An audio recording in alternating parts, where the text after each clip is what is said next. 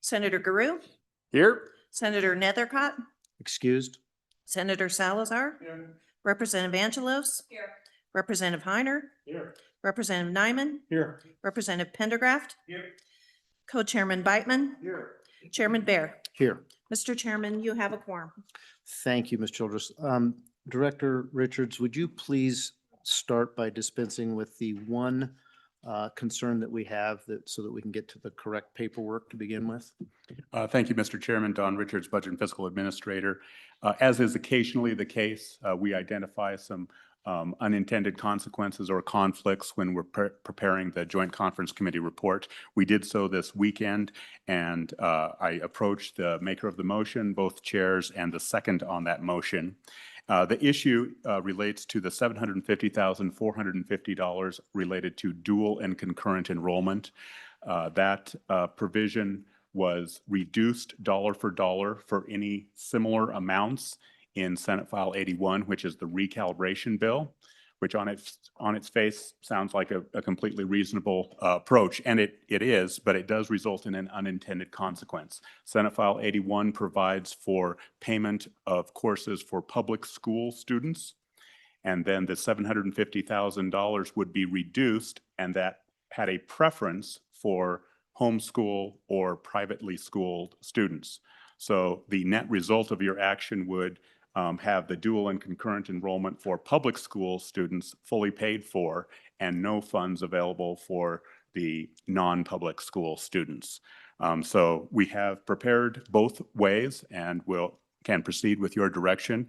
If you wanted to remove that provision, you would move to strike on page 4, paragraph 5, the provision that reduces dual and concurrent appropriation dollar for dollar for Senate File 81.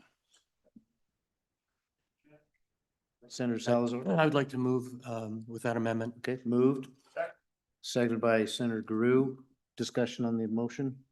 Seeing none, all those in favor of Senator Salazar's motion, please say aye. All those opposed?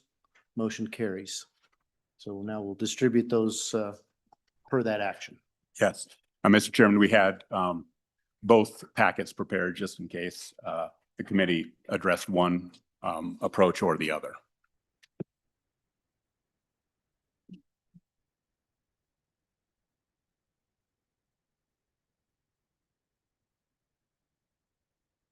So committee, what's going to happen next is the director will go through this report, much like we would present it on the floor of each of our chambers.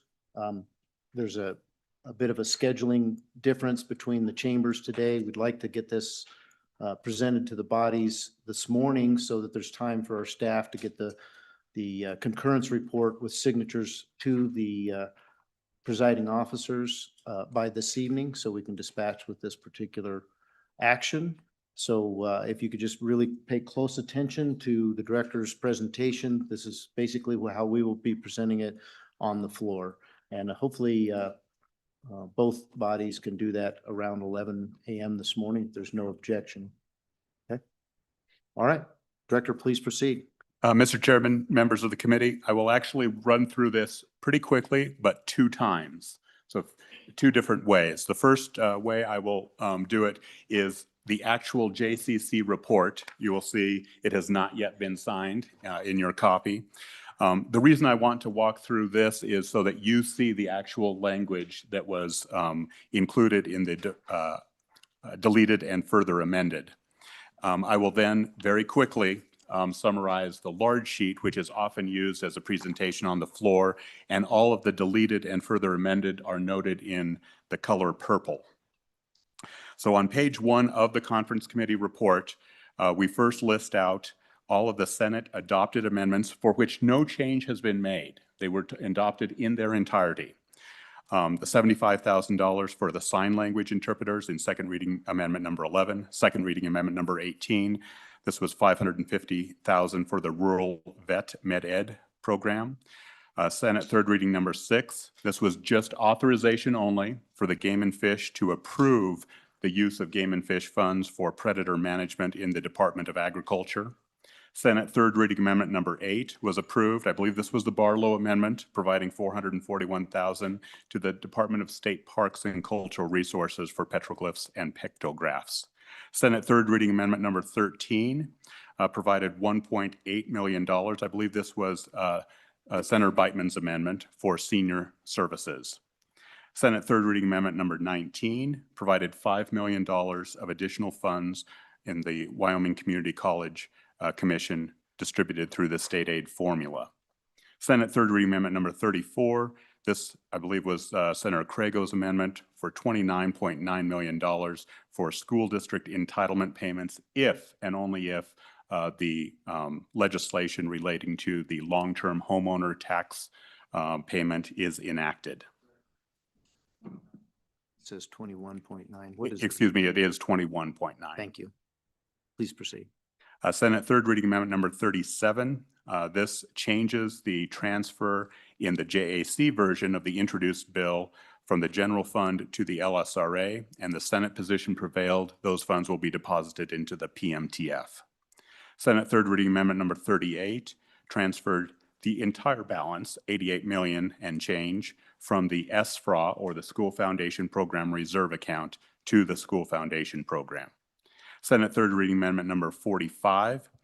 This modified the funding that was for a grant for a rodeo museum and Hall of Fame to be a tourism project. House second reading amendment number 28. This was an existing footnote in 2024's budget bill, nothing new here. It allows $96,000 of existing funds in state parks and cultural resources to be used for archaeological work on human remains if identified. House second reading amendment number 36 is actually a reduction in internal service funds in the amount of $685,000. This is to remove funding for the operation of one of the two states' jet airplanes. House second reading amendment number 49 added the word elective in 4 instances regarding the use of funds for abortion. House second reading amendment number 13 had a very similar amendment. This on the Senate side, this provides for the release of previously appropriated funds of $2.5 million from Game and Fish, $2.5 million from tourism for the shooting complex, and reverted, that's why the negative sign is there, $5 million in general funds. House third reading amendment number 4 provided $424,000 and 3 FTE for utilities and custodial services at the Riverton State Office Building. House third reading amendment number 7 prohibits the use of or the requirement to pay cost allocation for the various commissions in the Department of Agriculture, the Dry Bean Commission, the Beef Council, the Leafcutter Bees Council. House third reading amendment number 29 is language only, but shifts the JAC position for a total of $11 million of additional funding split equally between the general funds and the federal funds to be used for provider rates for persons with developmental disabilities. House third reading amendment number 35 removed the $300,000 appropriation for metal livestock ear tags in the livestock board. House third reading amendment number 41 prohibits the use of any state funds directed to the university or community colleges for payment of student athletes or endorsements. House third reading amendment number 59, I believe this was Representative Heiner's amendment, provides for consultation with the Management Council for the external audit being conducted on the high bay and flow through porous media initiative. House third reading amendment number 95 was adopted. I believe this is Representative Lean's amendment, which essentially says no additional money in the future for the shooting complex. House third reading amendment number 98 adopted the use of previously appropriated money in the amount of $3 million in the desire to resolve the concessionaire dispute at Hot Springs State Park. House third reading amendment number 116 added $100,000 for a forensic audit of the Wyoming Business Council.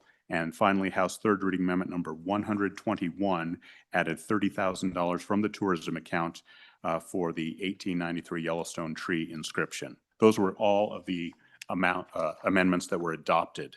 Everything else was deleted. However, the next 16 pages provide for some direction as to the further amending of those sections.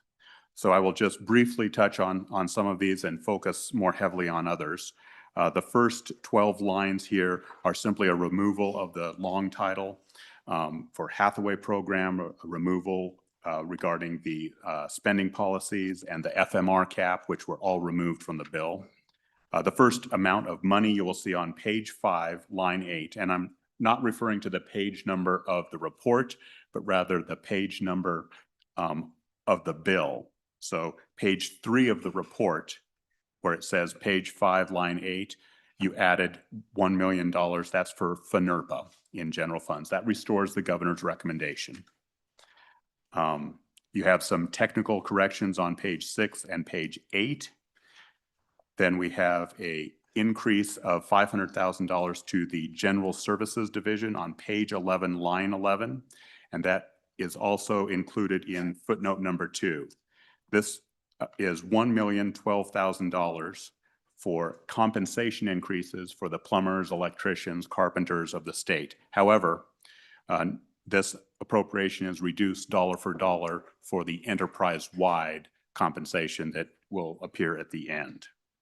The bottom of that page all relates to the amount that will be provided for the Internet Crimes Against Children and the Raven Act. You reduce the JAC's position from $3 million to $1.6 million and indicated that it will not be enacted if Senate File 85 is enacted into law to avoid a double appropriation. Page 4 of the report, and it amends page 21 after line 7 of the budget bill. This is language in footnote number 4, which allows or authorizes the funds to be used for water litigation. Specifically, you modified, I believe it was Senator Hicks' amendment in a minor number of areas to broaden the use of those funds for addressing legal issues potentially before they go into litigation. The next few lines here are the YDOT funding for compensation and the nurses' compensation. Both of those were eliminated. So you see they are decreased because you adopted the enterprise-wide compensation. Near the bottom of the page, we have page 48, line 10. That's an increase of $1.949 million, which is for, I believe, the net amount for the senior services. On page 5, the entirety of this page is the adoption of Module 2, Fire Module 2 in the Office of State Lands. And there's a fair bit of language there to increase the number of employees and the funding for this Module 2. And it also is reduced dollar for dollar for any appropriation and any employees authorized in House Bill 36. House Bill 36 is passed. It's now on the governor's desk. So in all likelihood, page 5 is a moot point. Page 6 is, and top of page 7 is the operational review at the University of Wyoming. And I would direct your attention particularly to page 7, top of page 7, those last 2 lines to ensure we captured the intent of this general fund appropriation. $10 million shall not be effective, and unless $5 million is identified in cost savings by December 1st, 2026, in which case that $10 million becomes effective after the 2027 general session on March 15th. Footnote number 3 is the Barlow Amendment, reduced by half for $250,000 for critical access hospitals at the UW family residency programs. The bottom of page 7 provides for 1/2 funding for the Wyoming Business Council, the full exception requests for the 3 strategic partners, Manufacturing Works, Wyoming Business Centers Network and the Wyoming Women's Business Center. And you will see that language at the top of page 8 where those entities are protected. So everything gets 1 year, and those 3 entities get the full amount of their exception request at the biennium level. In the middle of page 8, page 66, lines 3 and line 13 provide for a $4 million general fund appropriation for stablecoin. Page 66, line 22 is a removal of 2 FTE for the state budget department. They are no longer needed because they're not shifting the activities of the business council to the state budget department. At the bottom of page 8 is an elimination of the footnote for the WordPerfect software, as well as the Guardian ad litem's local contribution. Go ahead, Senator Group. Don, sorry.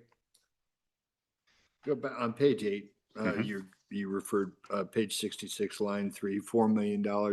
That's the stable token money. Was there also language in there about reversions? Mr. Chairman, that was in the base bill and it is retained. So So they they get would- to keep everything they would have reverted, which we've heard some differing testimony, but somewhere between $2 and $3.8 million is the estimate, in Thank you. addition to the $4 million. Thank you. Thank you, Mr. Chairman. Please proceed. On page 9, you will see the Senate's position largely on the transfer of the SIPA funds. That appears on page 103 after line 21 in the text. This is only effective if Senate File 119 is, this shall not be effective, excuse me, if Senate File 119 is enacted into law because the SIPA would go away. Page 110 through 114 is a removal of the flex authority use or lose provision that the Joint Appropriations Committee put in. All of the bottom of page 9 and the top of page 10 relates to the rare earths, and it modifies that program from a loan to a grant. I'm now on page 10, and you will see section 313, 314, 315, 316, moving to page 11, 319 and 325 and 326 are all deleted from the bill. That is the cost benefit analysis for local governments, the PMTF spending policy, the Common School Permanent Land Fund spending policy, the FMR secondary cap, the Wyoming stablecoin modification of revenues, but that is alive in a separate bill. And then section 325 is eliminated regarding legislative intent if there is expenditures inconsistent with statute. And finally, section 326 was the Hathaway increase, for which there is also separate legislation. Now we add our new sections at the bottom of page 11 through the balance of this report. The Senate will be very familiar with section 328, as it is largely their provision restoring the governor's budget reductions with some modifications that were made at JCC. Specifically, you will see we added 9 footnotes to this. These were mostly conforming, but they also hopefully incorporate the intent of JCC. First of all, $108,190 for local cybersecurity is one time. Secondly, $18,262 for stormwater fees is effective immediate as requested by the governor. Item number 3 was a modification for JCC. You provided $9 million for the Wyoming Natural Resource Trust Fund. You'll recall the House was at 0, the Senate was at 13 million. The compromise was $9 million. It is allowed to be used for either invasive grasses, wildfire restoration, wildfire prevention. These funds are effective July 1. Item number 4 provides $607,000 for lab services. This is just to identify what those funds were originally requested for. Footnote number 5 provides $3.1 million for IT modernization. The language in here, what is not stated is what was declined, which was Sunbucks and Sensible Nutrition, or the SNAP education program for the Department of Family Services. So in footnote number 5, it states in the affirmative what was funded, not what was not funded. On item number 6, or footnote number 6, This is an appropriation for operations of the Wyoming Public Television, not the towers. And again, it specifies the purpose of those funds. Item number 7 is the Representative Rodriguez-Williams amendment. For the third time, any funds in this section can also not be used to pay student athletes or for athletic endorsements. Footnote number 8 is the governor's requested language for the matching funds, which was adopted by JCC in the amount of $12.5 million. And finally, footnote number 8 is a direction to use authorization to use $875,000 of internal service funds for cloud services. This is just letting the agency know what that appropriation is for. Subsection B of this section is the restoration of the governor's FTE requests. You'll see there are 15 FTE authorized in this section. In total, JCC added 18 employees, the 15 here, plus 3 for the Riverton State Office Building custodial activities. And then there was a increase and decrease of 2, which netted out related to the business council in the state budget department.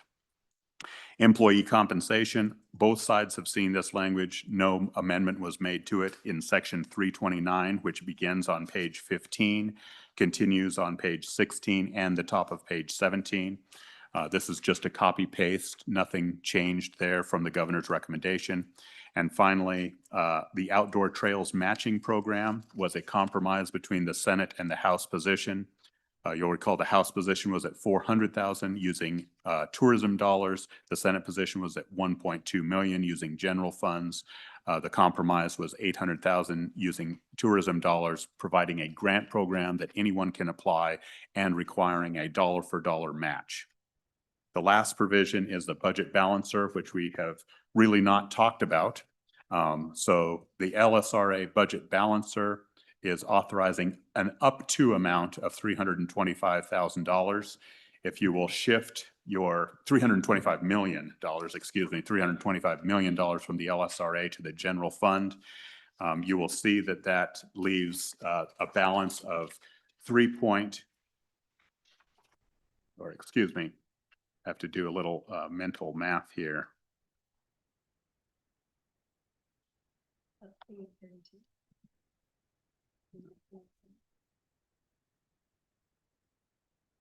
$2.2 million left and in the general fund. And I can identify that by taking the difference between 100 million and the actual amount that was transferred in the contingent appropriation from LSRA to the general fund in the amount of $97,841,330.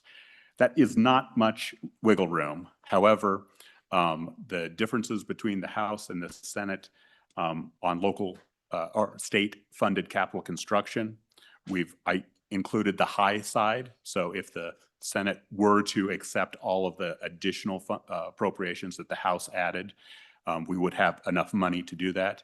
If the House moved to the Senate position on that bill, for example, there would be more left over in the general fund. It does make some of these appropriations that are still alive questionable. However, I'm sorry, I have to pause. Not all of the amendments are public at this time, but there is a fair number of amendments that would reduce the existing appropriations in bills that are being contemplated. I'm being generic about that. That's the actual discussion of the language, and I wanted you to see the language that your votes implicated. I'd be happy to walk through this or not based on your availability and time. Before we go there, if I may. Dawn, going back to your just most recent comments on the did you say 2 million's left in the general fund? After, if we were signing on the line today, would be obviously based on the outcome of the CapCon bill. Is that correct? Yes, and I should be fair. In my mind, it is 2 million because we don't breach the 5% statutory reserve amount. So In truth, there is $192,765,000, which is the statutory reserve amount of 5% of next biennium's forecast revenues. I mentally take that off the table because the history has not been that the legislature uses that, but you can, and should natural gas prices collapse or investments collapse, this is available to fund the appropriations that you are authorized in this bill. All right, cleared. Okay, Director, I think because we need to gavel in, we'll go ahead and preclude going through this document right now, but I encourage all the members to go get with the director and go over this so you're prepared to present on the floor in about an hour. So. And we will circulate we're processing that amendment now, and we'll circulate it for your signatures on the floor and prior to your convening. Okay. I'm ready to gavel us out of this meeting then. So, okay. All right. Seeing no other actions, we are adjourned. Thank you very much.